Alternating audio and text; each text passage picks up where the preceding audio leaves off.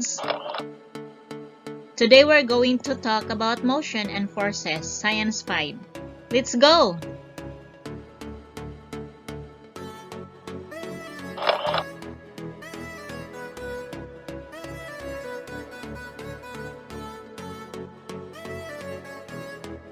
What will we learn in this topic?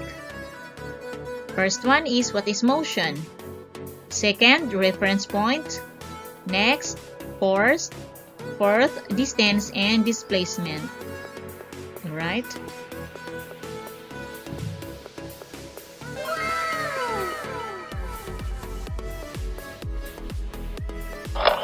What will we learn in this topic? What is speed and what is velocity? Right, proceed tayo.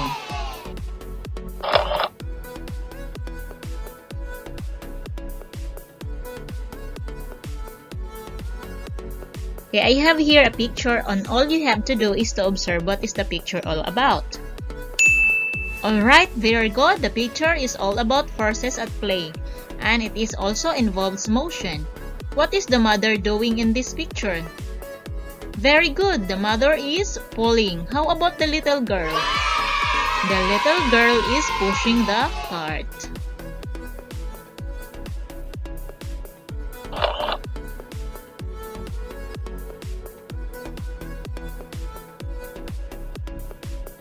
Okay, understanding about movement. Motion will always be a part of our daily living. Everything we do involves movement. What causes the motion of an object? What stops an object under motion? The answer is force. Thus, force and motions are interrelated to each other. Let us understand the meaning of force and motions and their relationship. Let's go!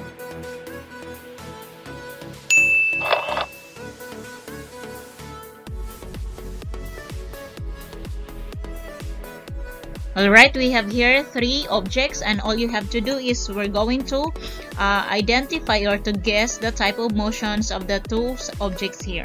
Because the first object is done for you. So the first object here, the type of motion is rolling. How about the second object? What is the type of motion in here? Alright, very good. It is sliding. Alright, how about the third object? What is the type of motion of this object? Very good. It is turning motion. Let us proceed.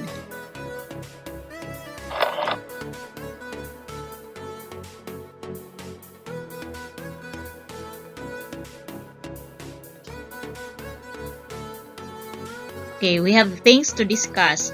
Motion. Motion is relative. It is a change in position with respect to reference point. In other words, it refers to the movements of the body. It can describe as a change in direction or change in speed. And force? Force is defined as push or pull that can affect the movements of an object. And we have also reference point. It is fixed place or an object used to determine the position of an object. Through it, one can tell whether an object has moved or not.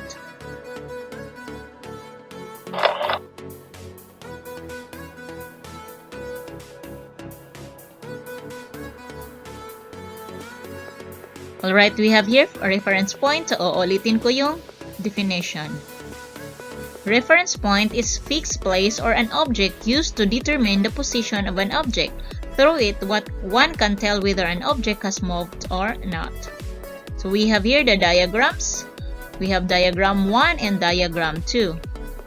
Alright, so let us compare the diagrams. The diagram 1 shows that the ball changed its position with respect to the push cart. So yung push cart po dito yung reference point. The balls moved from taking them out from the push cart. As you can see here, the before cart, there are 7 balls inside the cart. When it is being pushed, the balls, 3 balls moved out. So the remaining balls inside the cart are 4.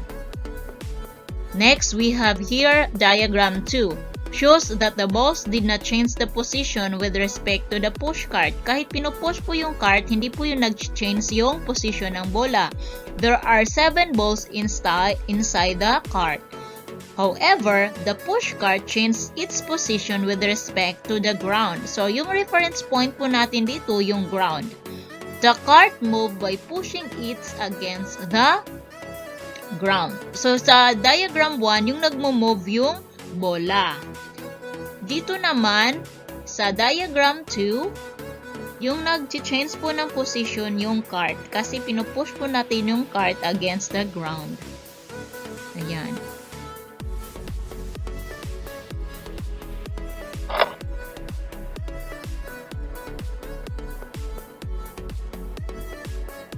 Okay, let's talk about distance and displacement.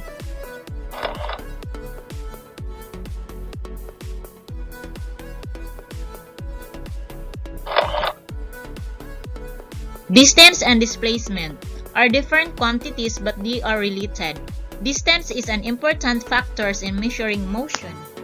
In measuring distance, it is important to have a standard unit of measurement and should be measured using appropriated tools such as ruler, meter stick, measuring tape, measuring wheel, and ultrasonic distance measurer. Okay, let's talk about distance. Distance is the measure of how far or near 2 points are from one another. It is the complete length of the path between any 2 points.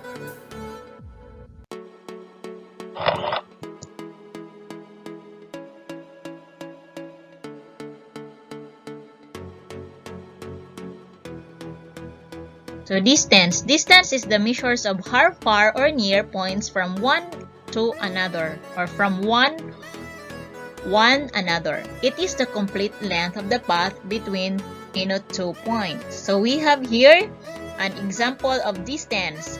So let us analyze. Diagram 3 shows that the total distance from point A to point C is 10 meters. So we have here 3 points. So, yung hinahanap natin yung distansya ng point A at saka point C. So, yung total po ni point A hanggang ni point C is 10 meters. That is the total distance. Alright.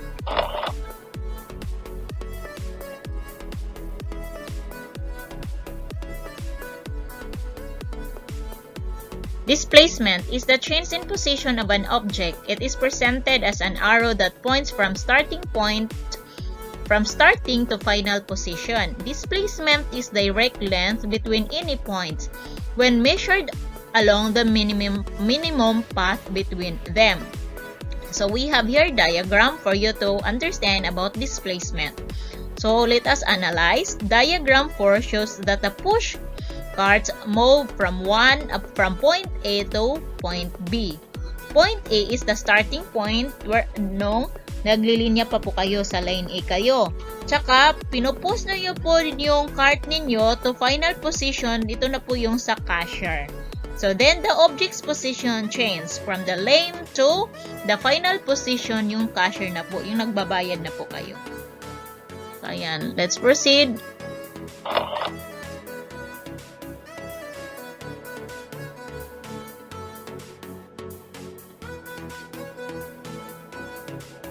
Speed and velocity. Let us understand the difference between speed and velocity. Speed is how fast something moves. It can be calculated by dividing the distance covered by an object in motion by the time spent to cover the distance. It is measured in meter per second or kilometer per second. Ayan.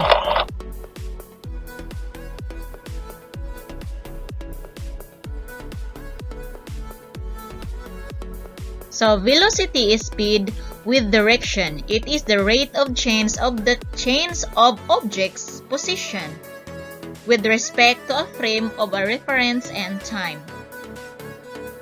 So, we have here diagram for velocity, home and school.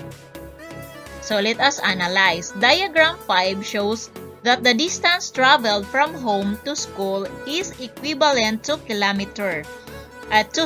kilometer. And the time is equivalent to 3 hours. Ayan, I'll repeat. Diagram 5 shows that the distance traveled from home to school is equivalent to 6 kilometers and the time is equivalent to 3 hours.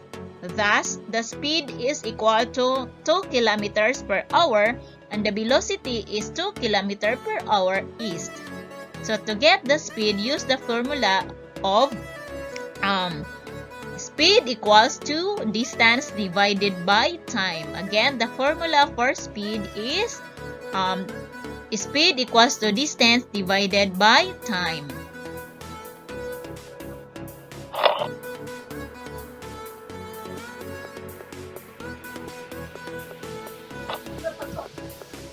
Remember, motion may be defined as change of object as caused by force with respect to a reference time. The position is a place where the object, the change in position, is dependent upon time. And the reference point is a fixed place or an object used to determine the position of an object.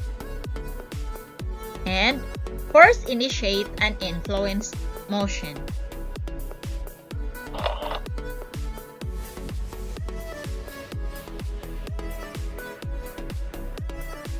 Alright? So, a moving object can change its direction when acted on by force. The distance covered by a moving object is affected by its speed of the measure of how fast it moves. And speed can be calculated by dividing the distance covered by an object in the motion by the time spent to cover the distance.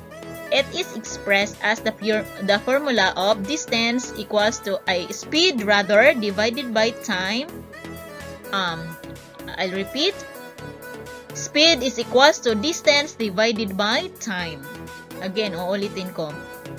Speed can be calculated by dividing the distance covered by an object and the motion by the time spent to cover the distance. It is expressed as speed equals to distance divided by time. Ayan. So, distance should be measured by measuring tools such as the ruler, meter stick, tape measure, measuring wheel, and ultrasonic distance measurer. The faster the object moves, the shorter time it takes. Yeah, let us remember these things.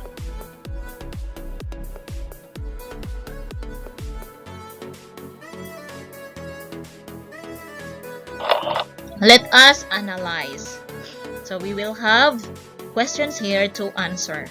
The first one is, which of the following demonstrate motion? Okay, A. Boy jogging in place. B. Dog barking at the garage. C. Girl running towards his father. B. Boy running on treadmill device. Again, A. Boy jogging in place. B. Dog barking at the garage. C. Girl running towards his father. D. Boy running on a treadmill device. Okay, we'll choose the correct answer. Okay, the correct answer is letter C, girl running towards his father. Let us proceed to number 2.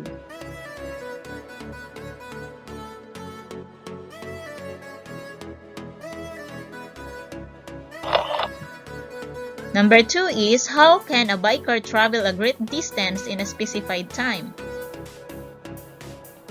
A. Pedal slowly to decrease the speed of the bike. B. Pedal faster to increase the speed of the bike. C. Increase the distance it will cover in the same time allotment. D. Pedal faster to increase the time it will take to cover a distance. Okay, the answer is letter B. Pedal faster to increase the speed of the bike. Alright, letter number 3. Let us proceed to number 3.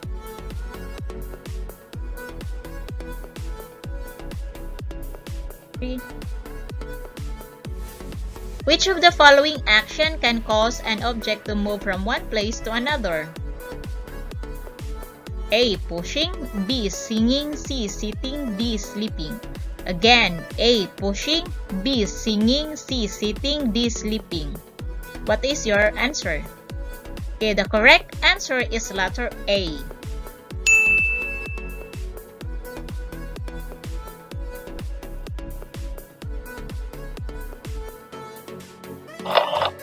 Okay, number 4. How can you tell the object is in motion? A. An object changes its position from one place to another. Letter B. Object is at rest in a certain position. Letter C. Object moves in the same position. Letter D. Object changes its time at one place. Again, letter A. Object changes its position from one place to another. Letter B. Object is at rest in a certain position. Letter C. Object observes in the same position. Letter D. Object changes its time at one place. What is your correct answer? The correct answer is letter A. Object changes its position from one place to another. That is motion. Alright, number 5.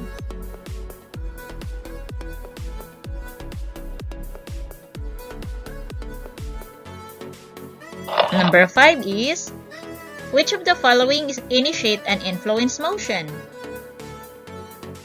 A. Position, B. Force, C. Distance, D. Speed. Again, A. Position, B. Force, C. Distance, D. Speed. Okay, the answer is letter B. Force. Very good. Okay, let us proceed to number 6.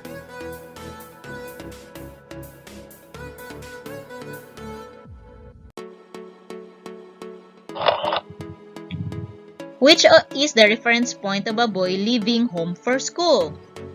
Letter A.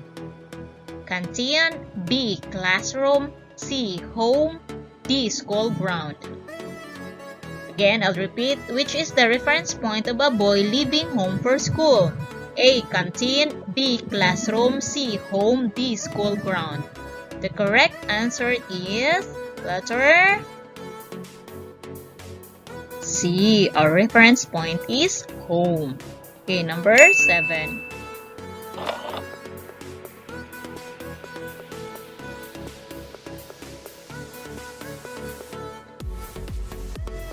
Okay, number 7.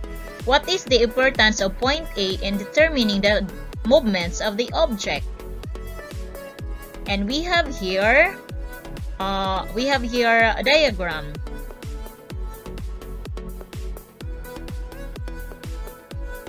A. Point A determines the distance of an object in motion.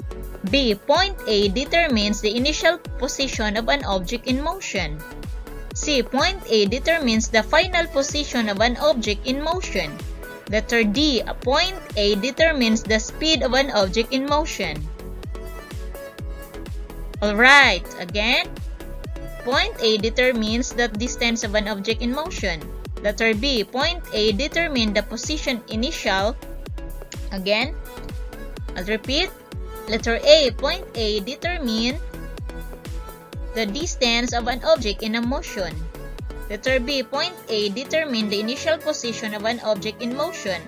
Letter C. Point A determines the final position of an object in motion.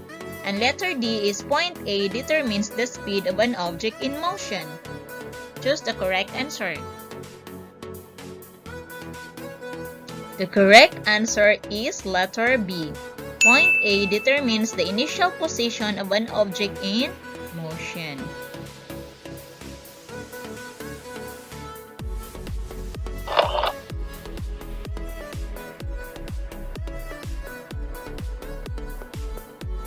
Okay, number 8. A car travels 30 kilometers for 2 hours. What is its speeds in meter per second? Letter A, 4.2 meters per second. B, 8.4 meters per second. C, 15 meters per second. And letter D is 30 meters per second. Okay, the correct answer is letter C, 15 meters per second. So 30 speed equals to distance. Distance is 30 divided by time. So yung time po dito ay 2 hours. So the answer is 15 meters per second. Okay.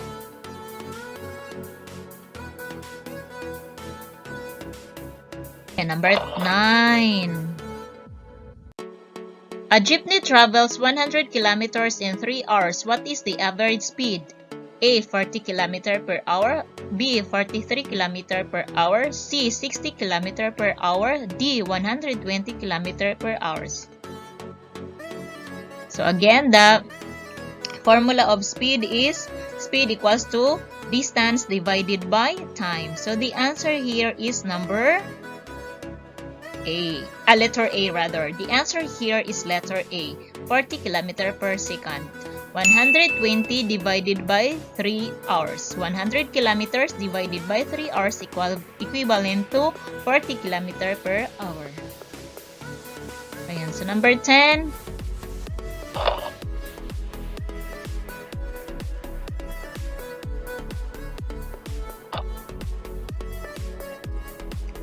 Describe the speed of the runners based on the given distance graph below.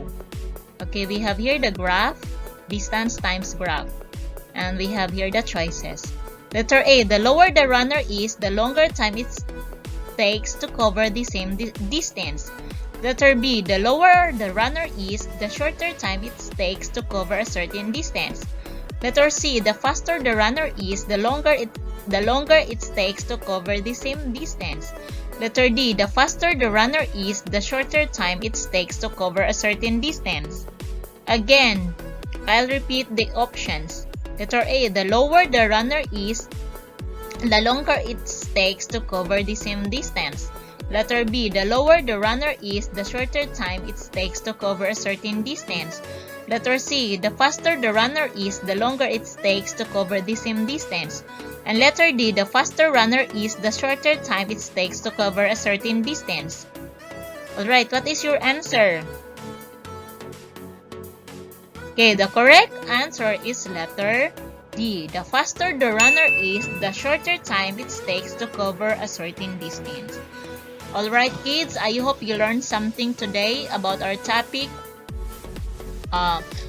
So see you on my next video and keep on watching my videos, and please don't forget to subscribe my channel for more updates. Bye bye.